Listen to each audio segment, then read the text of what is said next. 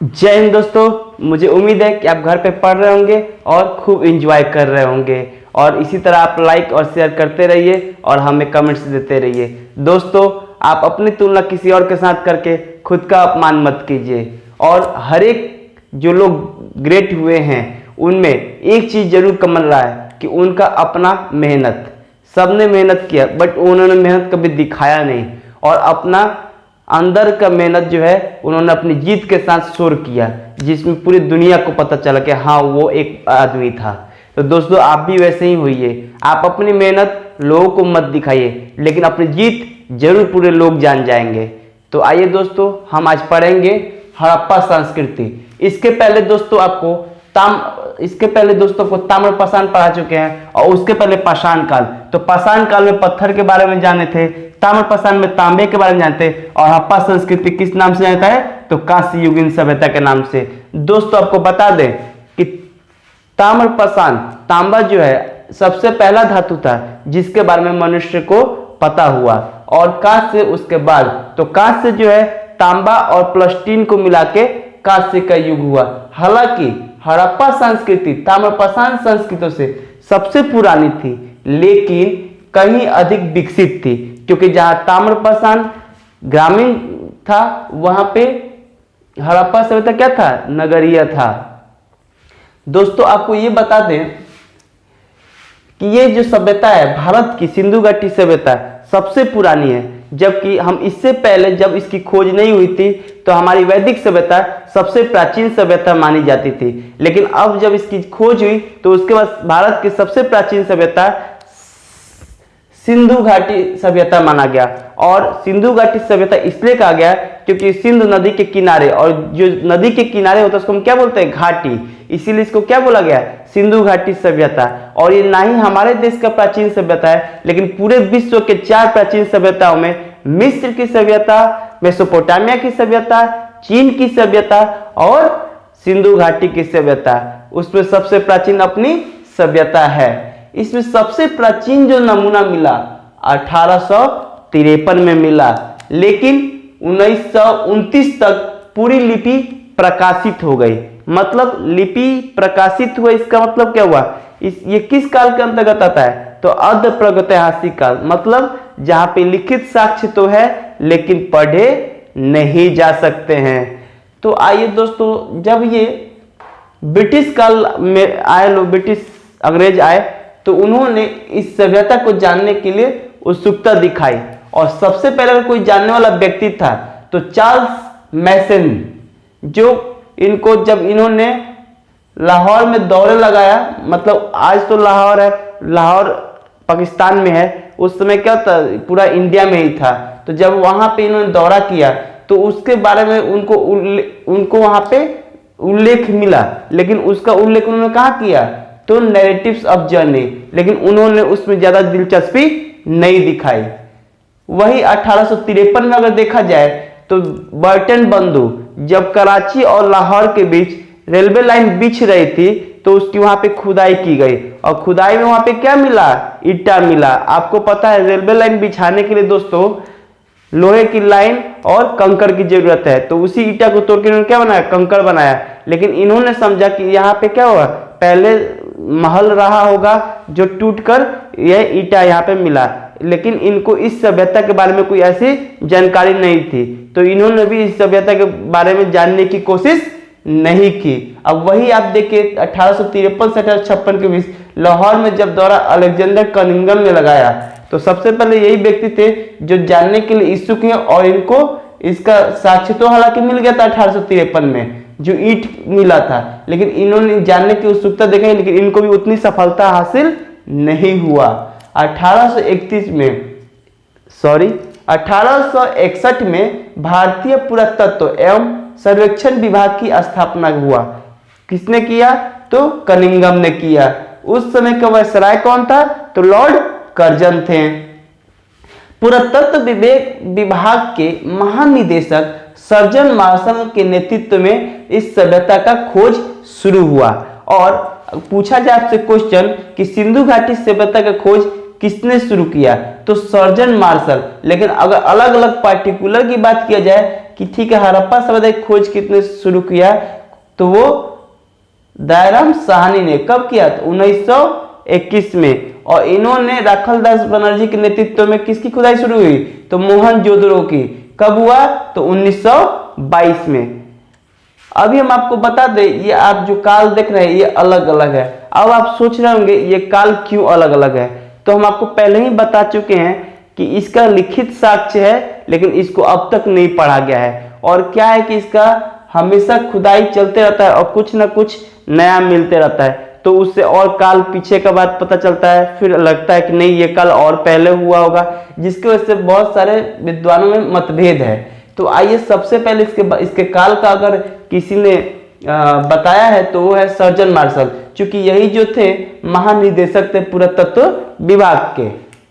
तो surgeon martial जो थे इन्होंने 3200 ईसा पूर्व से लेके 2750 ईसा पूर्व काल इस काल का निर्धारण किया है। वहीं पे मार्टिन मरवेहिलर की बात की जाए तो उन्होंने 2500 ईसा पूर्व से 1500 ईसा पूर्व का समर्थन किया है। और वहीं आपको पता है कि कार्बन डेटिंग जो है कार्बन 14 पद्धति जो है 2400 ईसा पूर्व से लेके 1700 ईसा पूर्व को माना है। और इसका जो है समर्थन किसने किया है, डीपी अग्रवाल ने। कार्बन पद्धति जो है 50 साल का जो आयु है वो मेजर कर सकता है, तो इसका समर्थन जो किया है डीपी अग्रवाल ने इसका समर्थन किया है। लेकिन जो वास्तविक फाइनली किया गया वो कितना किया गया, तो 2500 ईसा पूर्व से 1700 ईसा पूर्व इस काल को ही क्या मान लिया गया, सिंधु घाटी सभ्यता। अब देखिए दोस्तों, किसी अगर बच्चे का जन्म होता है तो सबसे पहले तो उसका जगह का पता करते कि भाई इसका जन्म कहाँ हुआ। उसके बाद उसका क्या होता है, तो उसका ईस्वी मतलब जन्म कोई पूछता है तो क्या पूछेगा, इसका जन्म कब हुआ था, पहले उसका जन्म कब हुआ था, तो कब हुआ था वो बता दिए। अब उसका क्या होगा, नामकरण, कोई क्या पूछेगा आपका नाम क्या है, तो अब इस सभ्यता का क्या शुरू हुआ, तो नामकरण शुरू हुआ। तो अब आपको हम बता दें कि इसको हड़प्पा सभ्यता क्यों कहा जाता है, क्योंकि हड़प्पा वो प्रथम स्थल है जिसकी खोज हुई थी, इसीलिए क्या कहते हैं इसको हड़प्पा सभ्यता। और चूंकि हड़प्पा सभ्यता जो है सिंधु घाटी के नदी के किनारे मिला, किस नदी के किनारे, सिंधु घाटी के नदी। केवल हड़प्पा ही नहीं, ऐसे बहुत सारे स्थान थे जो सिंधु घाटी नदी के किनारे मिला, तो सिंधु घाटी नदी के किनारे, इसलिए इसको सिंधु घाटी सभ्यता भी कह सकते हैं। वहीं पे देखिए कि सिंधु नदी और गंगा नदी के बीच में भी बहुत सारे स्थान पाए गए जो सरस्वती नदी के किनारे था, जो अभी सरस्वती नदी क्या हो गई है, लुप्त हो चुका है, इसीलिए क्या कहते हैं, सिंधु सरस्वती सभ्यता भी इसको बोलते हैं। और आपको पता है दोस्तों कांस्य युगीन क्यों बोलते हैं, क्योंकि यहाँ पे तांबा और टीन को मिलाकर क्या होता है, कांस्य बनता है। तो ये इसका जो उपयोग हुआ वो किस काल में हुआ, तो इसी सभ्यता काल में हुआ, सिंधु घाटी सभ्यता में, इसीलिए इसको क्या बोलते हैं, तांबा कांस्य युगीन सभ्यता बोलते हैं। अब दोस्तों आपको बता दें कि यहाँ पे ही सबसे पहले क्या है, एक सुव्यवस्थित नगर व्यवस्था मिला, जहाँ पे नालियां जो है एक दूसरे को समकोण पे काटती थी और घर जो है एकदम शहर की तरह दिखता था। तो ये काफी विकसित बस्ती यहाँ की मिली, इसलिए हम क्या बोलते हैं, इसको नगरीय सभ्यता भी बोल सकते हैं। दोस्तों आपको बता दें अभी क्यों ये काल का सही निर्धारण नहीं हो पा रहा है, इसका रीजन देखिए 2014 में भी एक जगह मिला जिसको भिड़ाना कहते हैं, वो हरियाणा में मिला, ये खोज किया गया, ये सबसे प्राचीन स्थल बताया जाता है। तो दोस्तों ऐसे आए दिन कोई ना कोई स्थल मिलते रहता है, इसमें स्थलों की संख्या लगभग 1500 के बराबर हो चुका है। तो आइए दोस्तों अब इसमें लोगों का मत क्या है, जैसे नामकरण हो गया उस बच्चे का, तो कुछ लोग बोलेंगे नहीं ये नाम सही नहीं है, ये नाम सही नहीं है, नहीं इसके पिताजी का गुण है तो ये नाम होना चाहिए, इसके माता का गुण है तो ये नाम होना चाहिए। वैसे ही दोस्तों आपको एक कहानी बताए, देखिए बच्चे का जन्म हुआ तो लोगों ने पहले कौन जाना, उसके माँ बाप जाने होंगे मेरे बच्चे का जन्म ये है। अब लोगों को जन्म बताया गया तो हो सकता है कि माँ को कोई और जन्मदिन याद हो और पिताजी को कोई और जन्मदिन को याद हो, तो वो लोगों ने बता दिया कि भाई ये जन्मदिन था, ठीक है। तो मान लीजिए माता हो गए, पिता हो गए, चाचा हो गए, भैया हो गए। उसके बाद उनका नामकरण शुरू हुआ, तो कोई कुछ नाम रखा, कोई कुछ नाम रखा, कोई कुछ नाम रखा। अब नामकरण तक का बात हो गया, अब क्या है कि उसका उद्भव कहाँ से हुआ, आखिर वो बच्चा पे किसका गुण पड़ा, माता का गुण पढ़ा कि पिता का गुण पढ़ा कि दादाजी का गुण पढ़ा। तो आइए उसके गुण के बारे में जानते हैं। तो एक है विदेशी मत। अब विदेशी मत में जो विद्वान थे वो है मार्शल, व्हीलर, क्रेमर, चाइल्ड और कौशाम्बी। इनके कहने का मतलब क्या है कि वो जो पश्चिम एशिया है दोस्तों, अगर अपना देश ये है मान लीजिए अपना देश ये है, यहाँ पे सिंधु सभ्यता थी और यहाँ पे आपको मान लीजिए ये है मेसोपोटामिया सभ्यता और ये है मिस्र सभ्यता। तो मेसोपोटामिया सभ्यता जो अपना यहाँ तक आई थी सिंधु घाटी सभ्यता तक, तो वो कौन सी जाति की थी? सुमेरियन सभ्यता की। ऐसे यहाँ पे बहुत सारी सभ्यता थी मेसोपोटामिया में, लेकिन सुमेरियन जो सभ्यता थी वो क्या है? मिस्र होके आई थी। ऐसा कौन मानते हैं? तो ये जो है विदेशी मत वाले मानते हैं। बट ऐसा हो नहीं सकता है, क्योंकि जहाँ सुमेरियन सभ्यता में कच्चे ईंटों के घर बने होते थे, वहाँ का जो आपका लिपि था बड़े बड़े हुआ करता था, जबकि सिंधु घाटी सभ्यता में पक्की ईंटों के घर थे और लिपि क्या है? तो 2-3 शब्दों छोटी छोटी लिपि है। तो इसलिए इस मत को क्या किया गया? विखंडन कर दिया गया है। अब आइए स्वदेशी मत देखा जाए। तो स्वदेशी में मत में है services, fair service, Amalanandan, SR Rao और DP अग्रवाल। इनका कहना है कि भाई ये सोथी संस्कृति है। अब सोथी संस्कृति कहाँ हमारे देश में थी? तो राजस्थान में थी। तो मतलब कहने का मतलब कि जगह की लड़ाई है।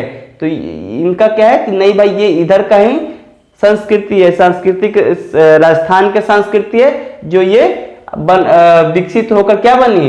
तो सिंधु घाटी सभ्यता बनी। वहीं पे दोस्तों अभी ऐसा क्यों कहा गया? तो इसलिए इन्होंने इसका मत दिया क्योंकि मृदभांड जो थे, मृदभांड पे जो छाप मिले सिंधु घाटी में, वही छाप आपको सोथी संस्कृति में मिला। और जो यहाँ पे आपको बर्तन थे वही सब बर्तन, उसी टाइप के बर्तन जो है आपको इस सभ्यता में देखने को मिला। तो इसलिए इसका कुछ हद तक हम मान सकते हैं। यही पे देखिए जो राखलदास बनर्जी हैं उन्होंने द्रविड़ सभ्यता को माना है। तो हो सकता है कि वो द्रविड़ लोग भी क्या है इस सभ्यता का विकसित किया हो, लेकिन ये हम कतई नहीं मान सकते कि आर्य सभ्यता जो है, जो लक्ष्मण स्वरूप कहते हैं आर्य सभ्यता, क्योंकि इनका और इनका जो बीच का काल है वो दोनों में काफी डिफरेंट है। अब दोस्तों हम इसके उद्भव के बारे में जान गए। अब मान लीजिए जो बच्चा है उसके उद्भव लोग बता दे, हाँ चलो भाई अब फिक्स हो गया कि हाँ मतलब इस पे जो गुण है उसके पिताजी का गुण है। अब उसका क्या विशेषता रहा होगा उसके बारे में दोस्तों जानेंगे।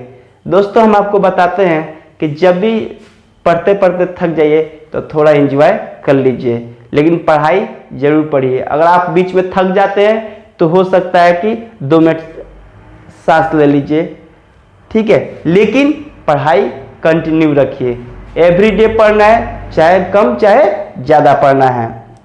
अब ये दोस्तों हम विशेषता के बारे में जानते हैं। अब इसका क्या विशेषता रहा होगा? तो दोस्तों आपको सबसे पहले बता दें कि अर्ध ऐतिहासिक काल के अंतर्गत आता है, क्योंकि अर्ध ऐतिहासिक काल वैसा काल है जिसमें लिखा हुआ साक्ष्य है लेकिन उसको पढ़ नहीं सकते। और अभी क्या अभी तक नहीं पढ़ा गया है, क्योंकि अगर जिस दिन हम पढ़ने लगेंगे वो भी ऐतिहासिक हो जाएगा।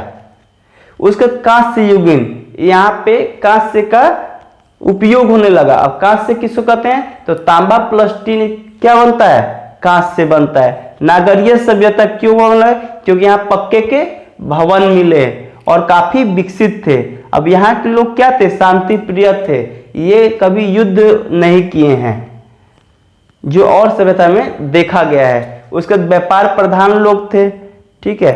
यहाँ पे क्या है? सभ्यता जो था विस्तृत सभ्यता था, क्योंकि अब इसके बारे में कैसे हम जानेंगे? तो राजनीतिक तौर पे देखा जाए तो यहाँ पे कुछ लोग कहते हैं कि पुरोहित हुआ करते थे, कुछ लोग कहते हैं कि राजतंत्र हुआ करता था।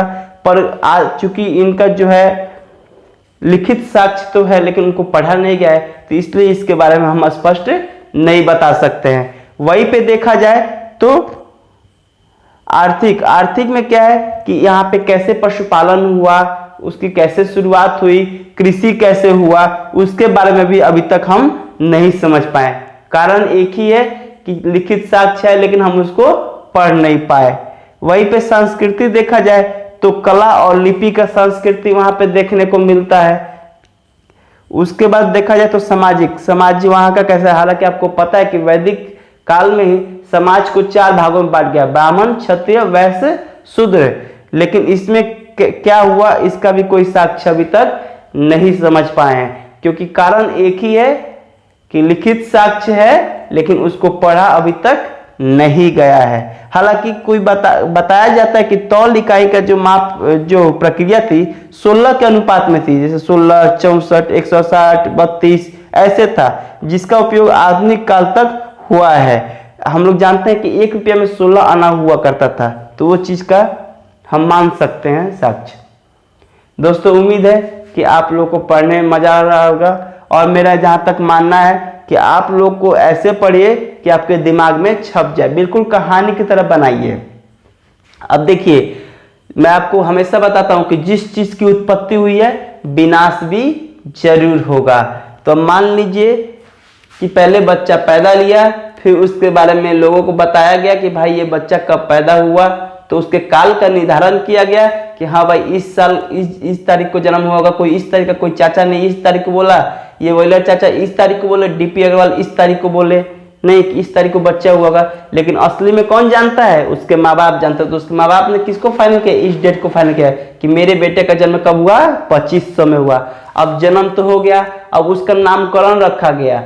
कुछ लोग, किसी ने कोई नाम रखा, किसी ने कोई नाम रखा, किसी ने कुछ नाम रखा, लेकिन सबसे प्रचलित जो नाम रहा वो हड़प्पा सभ्यता रहा और सिंधु घाटी। लेकिन सिंधु घाटी सभ्यता का नाम अब इसलिए नहीं कर सकते हैं क्योंकि हम मानते हैं कि उस समय जो है सबसे ज्यादा जो है स्थान यही से पाया, यही पे मिला। जैसे हड़प्पा हो गया, मोहनजोदड़ो हो गया, लगभग 500। लेकिन कहने का मतलब ये और जगह से भी इस सभ्यता के कुछ साक्ष्य मिल रहे हैं, तो इसलिए हम नहीं कह सकते कि ये सिंधु घाटी सभ्यता ही है। लेकिन हड़प्पा सभ्यता तो जरूर कह सकते हैं, क्योंकि सबसे पहला जो इस युग से संबंधित जो सभ्यता से संबंधित मिला वो था हड़प्पा जगह मिला था। ठीक है, तो इसलिए उसको हम हड़प्पा सभ्यता कह सकते हैं। और इसका तो लुप्त ही हो गया क्योंकि सरस्वती जो नदी था वो बिल्कुल लुप्त हो गया। तो इस सरस्वती नदी की लुप्त की वजह से इस नाम का भी विलोप हो गया है। तो हमने आपको बता दिया, नामकरण हो गया। अब उसका उद्भव कहाँ से हुआ? ठीक है, जैसे बच्चा जन्मे तो उसका उद्भव कहाँ से हुआ, अब उसके बारे में हमने बात कर लिया। कुछ लोग बाहर वाले कुछ कहते हैं और घर वाले कुछ कहते हैं। अब उसके विशेषता के बारे में हमने पढ़ लिया। अब क्या पढ़ेंगे? तो अब उस बच्चे का विनाश कैसे हो गया है, तो आइए विनाश के बारे में जानते हैं। देखिए, कुछ लोग वैज्ञानिक, जो विदेशी वैज्ञानिक जैसे मार्शल हो गया, मैक हो गया, एसआर हो गया, वो क्या कहते हैं कि बाढ़ की वजह से इस सभ्यता का विनाश हो गया। उसके बाद वहीं पे गार्डन चाइल्ड और व्हीलर पिगट, ये क्या कहते हैं कि आर्यों का आक्रमण हुआ तो वहां का विनाश हो गया। ये तो कह नहीं सकते, लेकिन ये कह सकते हैं क्योंकि आर्यों का आपको बता चुके हैं काल और इस सभ्यता का काल काफी अलग है। तो ये कहना थोड़ा सा इम्पॉसिबल लग रहा है, लेकिन ये प्राकृतिक नेचर जो है ये हो सकता है। चलिए, जलवायु परिवर्तन। जलवायु परिवर्तन भी वही है कि उसमें कौन कहता? आरएल स्टालिन और अमलानंद ने बोला है कि जलवायु परिवर्तन के कारण इस सभ्यता का विलोप हो गया। वहीं पे देखा जाए तो सहानी, लैम्ब्रिक और जीएफ डेल्स वो क्या कहते हैं? तो भूतात्विक परिवर्तन इन्होंने बताया है। और एक जो विद्वान है केनेडी, उन्होंने क्या कहा है कि महामारी की वजह से इस सभ्यता का विनाश हो गया। दोस्तों एक चीज आपको और बताना चाहेंगे कि ये देसी मत में और एक राखलदास बनर्जी के बारे में कि जो इन्होंने बोला था कि द्रविड़ लोग जो है इस सभ्यता को मतलब उजागर किया, तो इन्होंने सही बताया था। और लक्ष्मण स्वरूप जो बोले थे आर्य के लिए, तो हमने आपको बता दिया कि आर्य इसलिए नहीं हो सकता है क्योंकि आर्यों का काल और इस सभ्यता का काल काफी डिफरेंट है। अब आइए प्रमुख धातु। यहां से दोस्तों एक क्वेश्चन पूछता है कि ऐसे जो निम्न धातु बताइए जो इस सभ्यता से ताल्लुकात या इस सभ्यता से नहीं, इस सभ्यता में नहीं पाया गया। तो आपको ऑप्शन दे देगा सोना, चांदी, तांबा और सीसा। तो आपको पता है कि तांबे का हुआ है राजस्थान में, चांदी मिला है राजस्थान में और सीसा मिला है अजमेर में। तो कौन सी धातु नहीं मिला है? तो वो है सोना। तो ये ऐसा क्वेश्चन ये पूछ सकता है। उम्मीद है दोस्तों कि आपको अच्छा लगा होगा। तो आइए दोस्तों, जहां तक हम जानते हैं कि हर एक एरिया का अपना चौहद्दी होता है। चौहद्दी मतलब चार दिशाओं से घिरा हुआ, चार कोने पे। तो वैसे ही इसका भी चौहद्दी, लेकिन चौहद्दी तो है लेकिन इसका चौहद्दी त्रिकोणीय है, जबकि सबका चौहद्दी लगभग लगभग चतुष्कोणीय होता है, लेकिन इसका तीन कोणीय है इस सभ्यता का। तो आइए इसको देखेंगे, इसको एक चार्ट में पहले देख लेंगे और फिर इसको मैप पे बैठा के देखेंगे। तो आलमगीरपुर कहाँ है? उत्तर प्रदेश। की नदी किनारे? हिडन है। ये किसमें? पूरब में। तो सबसे पहले दोस्तों मैप में जानिए पूरब कहाँ है। तो इसको ईस्ट कहेंगे, अगर मैप देख रहे हैं तो इधर वेस्ट हो जाएगा, इसको नॉर्थ बोलते हैं और इसको साउथ बोलते हैं। तो ये कह रहा है कि आलमगीरपुर उत्तर प्रदेश हिडन नदी किनारे। अब देखिए उत्तर प्रदेश कहाँ है, तो मान लीजिए यहाँ पे है, और इसमें आपको कौन सा जगह बोला है? तो आलमगीरपुर। कौन सा जगह बोला है दोस्तों? आलमगीरपुर।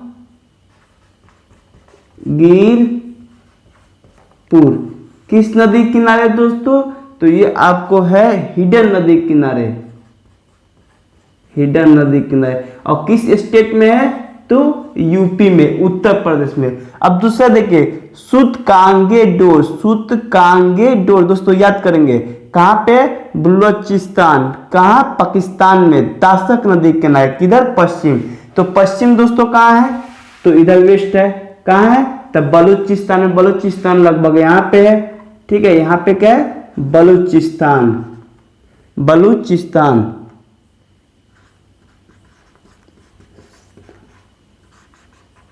ठीक है।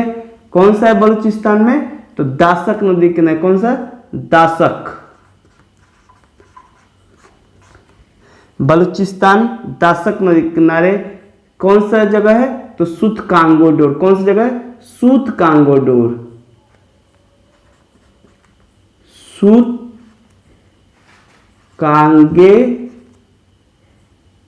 कांगेडोर, ठीक है दोस्तों।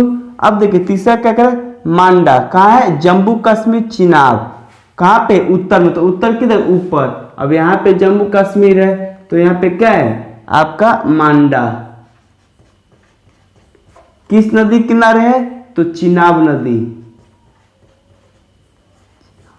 और कौन से स्टेट में? तो जम्मू एंड कश्मीर। समझ रहे हैं दोस्तों।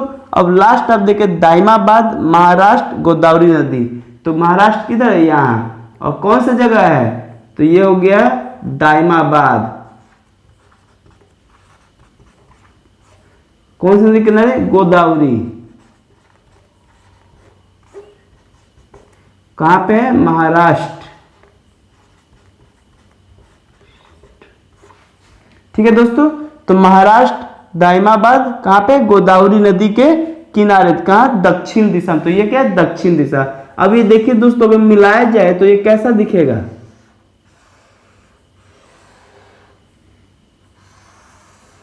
लगभग ऐसा दिखेगा। अब इसको दोस्तों, इसको और इसको मिलाया जाए तो ये कितना कितना है? तो 1400 किलोमीटर। अब वहीं अगर इधर से घेर दिया जाए तो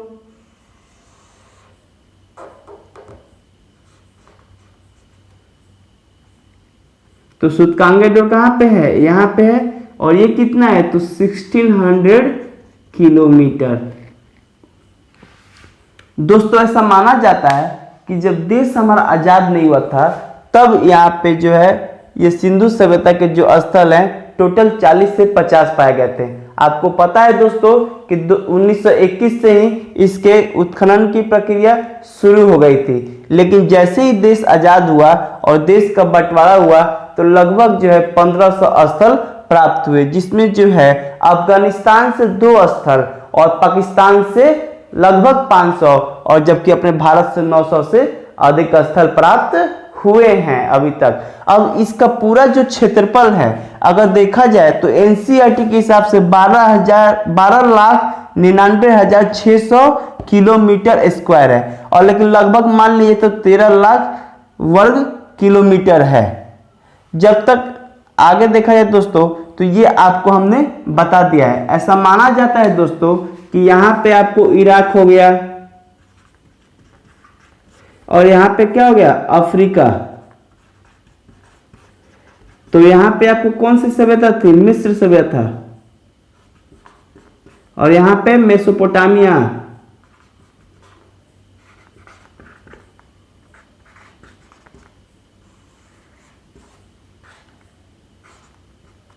मेसोपोटामिया। तब माना जाता है कि अगर इसके एरिया को जोड़ दिया जाए तो भी इसका कितना है, 12 गुना बड़ा है। कौन सा, तो इस सभ्यता का जो क्षेत्रफल है। तो दोस्तों आई होप मुझे लग रहा है कि आप लोग को वीडियो अच्छा लगा होगा और ये आप समझ गए होंगे और आपको याद हो गया होगा और आप इसको खूब इंजॉय कर रहे होंगे पढ़ाई को। और हमेशा हमने बताया कि पढ़ाई को कैसे पढ़ना है, तो संयम के साथ पढ़ना है, धैर्य रख के पढ़ना है, पढ़ाई आपको रोज करना है। इसी शब्दों के साथ दोस्तों विराम लेता हूं। जय हिंद, जय भारत।